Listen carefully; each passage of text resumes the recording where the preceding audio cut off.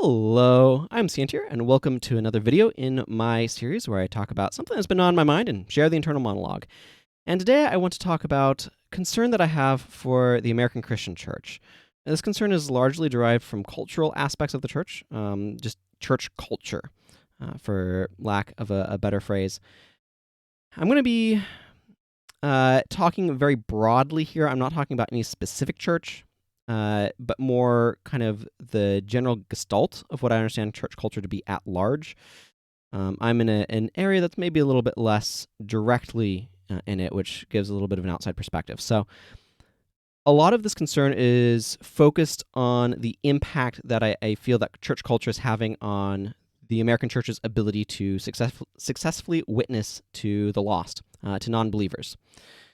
And these concerns are focused around a couple of different things. First off, I think that there's a bunch of a silo effect happening. That is, that American Christian culture has been able to too successfully isolate itself from broader culture, and frankly spends like too much time judging that culture rather than trying to witness to it. People don't really respond to being judged very well. They get defensive. I mean, we all do, right? This is not a specific trait of any particular group of people. People don't like being judged. They don't like being told they're doing something wrong.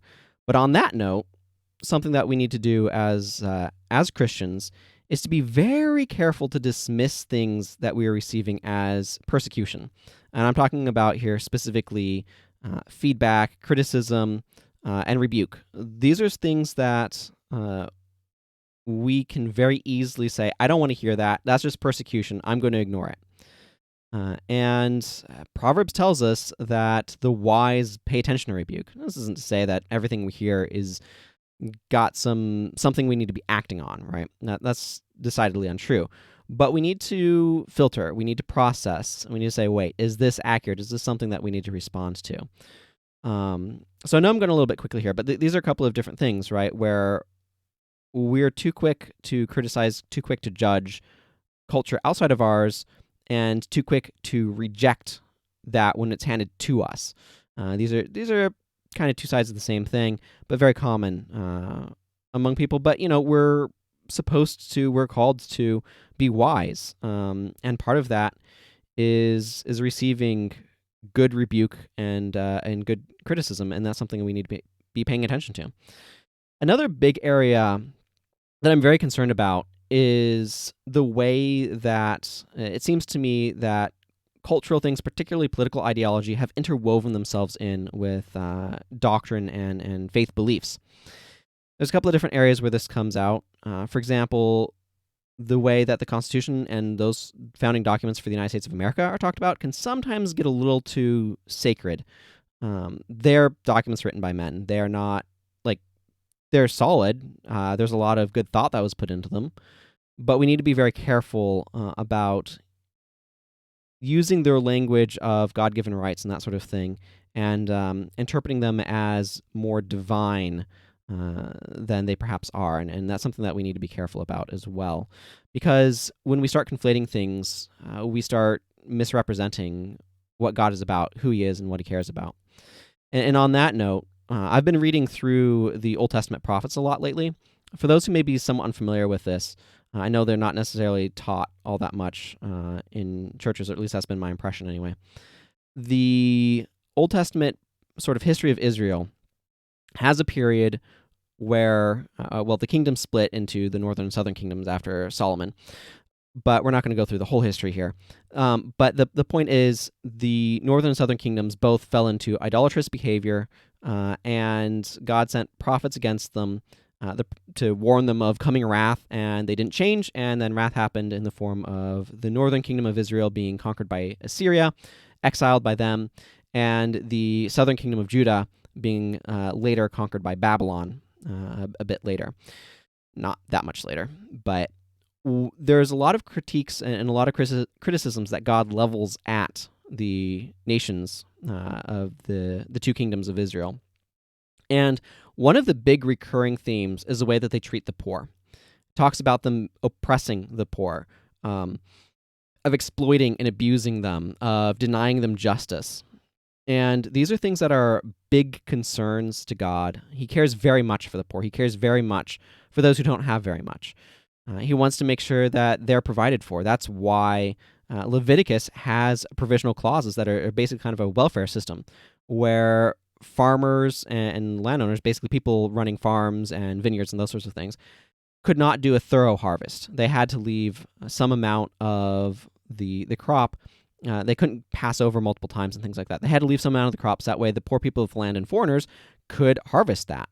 And so I think one of the things that I'm also concerned about is that some of the political ideologies that are very common amongst Christians lead them to not value the state's ability to help support the poor and national programs to help support the poor as thoroughly as it would seem to me that God would care about those things.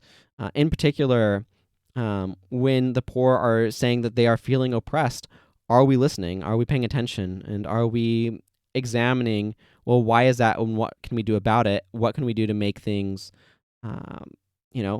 more, what's even the right word, more livable, and to make sure that they're not getting exploited, not getting oppressed, not getting abused. So those are some things that I think are very important, and this kind of all feeds into an overarching idea, which is that I'm concerned that, how do I want to word this?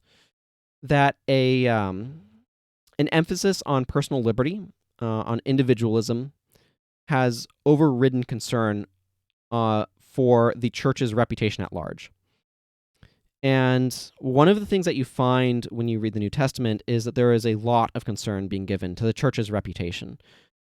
That the writers of the letters, many of the New Testament letters, have this as a major concern. That the way that society and culture views the church really matters, and the church's reputation is very important.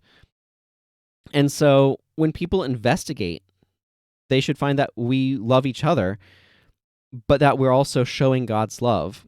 And what this ultimately comes down to, and where kind of my concerns land, first of all, there's something that my pastor said in his sermon this past Sunday, which was a while ago now when this will come out, but which really struck me, which is that we're not called to save America. We're called to save Americans. And that needs to be kind of our focus. That needs to be kind of our goal. I think we can be led astray by seeking political power. Keep in mind, Christianity is a religion that was based on laws not working.